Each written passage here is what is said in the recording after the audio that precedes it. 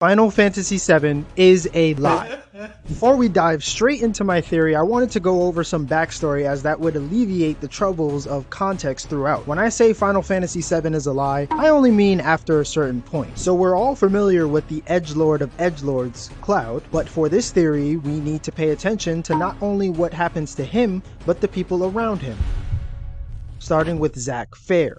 Zack made it to the rank of soldier, which is a division of soldiers augmented by the use of Mako and the cells of an ancient alien called Jenova. Yes, I said alien. Jenova is an extraterrestrial that landed in the northern crater, causing a virus to go around killing the Cetra, the actual ancients. The ancients' powers include, but are not limited to, guiding the Mako or life energy of the planet. I'm not gonna go through all of the abilities in this video because that could be in a video of its own. Wink wink. All we need to know here is that the aforementioned alien Jenova nearly wiped out the Cetra with some sort of disease, and some Cetra remained sedentary, forgoing their nomadic lifestyle, becoming human, losing their ability to control or even be exposed to Mako. Hence why the exposure to Mako and Jenova cells shortened the lifespan in exchange for great power. Clearly not that great. That happened almost 2,000 years ago. Fast forward back to Zack becoming a part of Soldier. Fast forward even further to the Nibelheim incident. Cloud, Sephiroth, and Zack are on a mission to investigate the Nibel reactor. It was on this mission that Sephiroth finds out that he was in fact a test tube baby.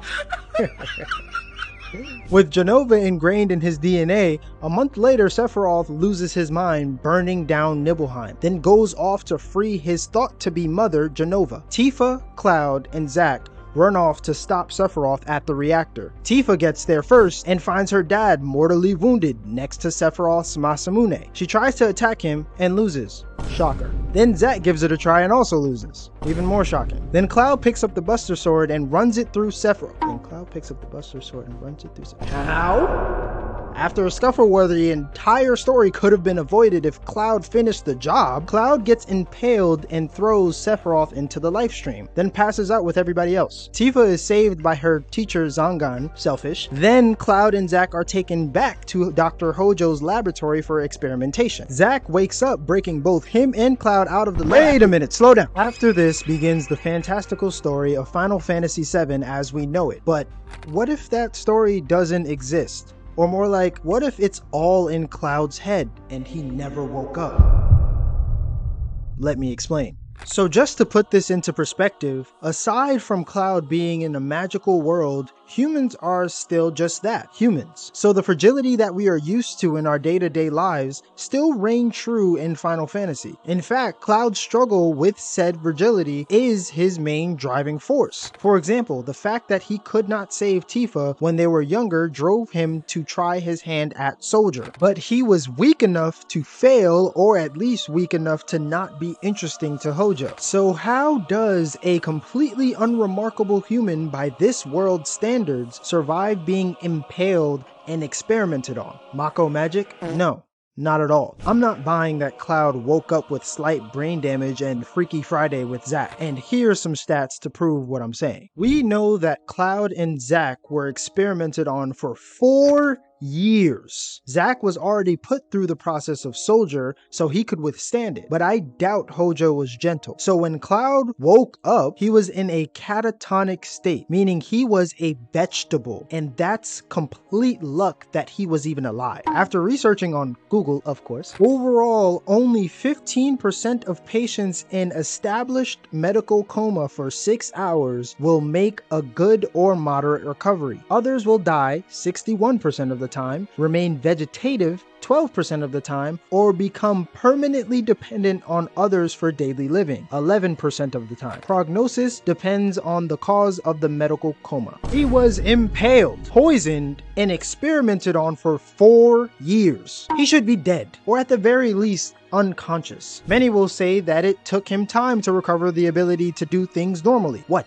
A year at most? A study says that after 5 years, about 3% of people recover the ability to communicate and understand, but few can live independently, and none can function normally. Most people who remain in a vegetative state die within 6 months of the original brain damage. Most of the others live about 2 to 5 years. The fact that Cloud shouldn't even be able to breathe on his own right now is an understatement. So he's unconscious. How is he even dreaming then? When people are in a coma, they in fact dream if the brain's visual cortex is still intact. So say we give Cloud the benefit of the doubt that part of his brain is working. Let's start calling everything that happens after Zack's death Cloud's dream world. So how is he dreaming all of this up? It's actually quite brilliant, as it's simple to explain why everything happens the way it does. Before going unconscious, Cloud experiences a great deal of trauma from someone he looked up to, that being Sephiroth. So him being a villain is something that is consistent. More on that later. Zack doesn't exist to Cloud because he would conflict with his new reality. But Aerith knows that Zack exists because Cloud would learn of Aerith through what Zack tells him while he is dreaming. Little tongue twister there. Cloud ended up making himself the strongest in this dream world to bear with the reality of being weak. Yet he still ends up chasing after Sephiroth because deep down he doesn't feel like he is stronger than him. Aerith is a love interest due to Zack's stories. Tifa is a love interest because she already was prior to Cloud being comatose. That explains the main characters aside from a few other side characters like Barrett, Red, and Yuffie, to name a few. Those can be somewhat explained as the human imagination knows no bounds. Usually if you have a vivid dream with people that may not exist,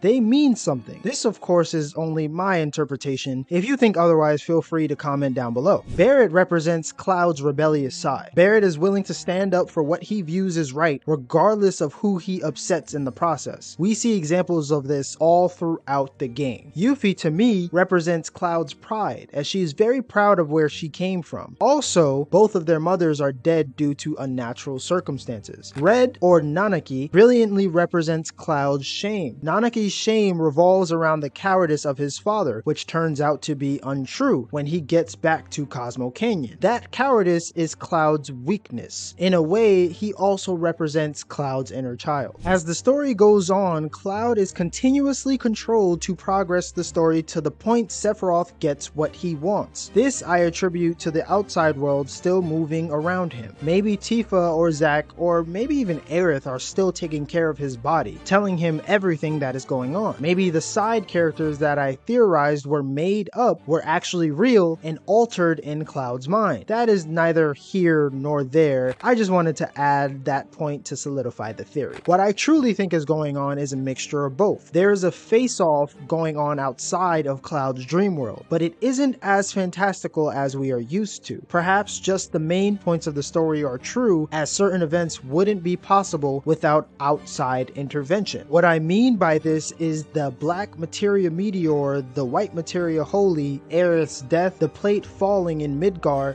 etc. These things either exist in both worlds or are played up in the dream world, but still exist. The crazy battle of Cloud versus Sephiroth may just be Zack versus Sephiroth, and Cloud was told this in his catatonic state. Cloud is definitely dreaming the most epic dream anyone has had, supplemented by the stories he is told from the people who care about him. Honestly, with the multiversal theories floating around with Rebirth, I wouldn't be surprised at all if something like this was true. I never saw myself quoting academic sources in a YouTube video for a video game, but here I am. Please like and subscribe if you haven't. Hit that bell icon for notifications whenever I upload. Also, let me know how you guys feel about Rebirth. I love it so far, but of course, I would like to know what you guys think. Also, on the topic, I don't believe Sephiroth just became evil on a whim like that. Controlled or not, he seemed like he has a strong sense of justice, but I'll leave that for another story. Peace.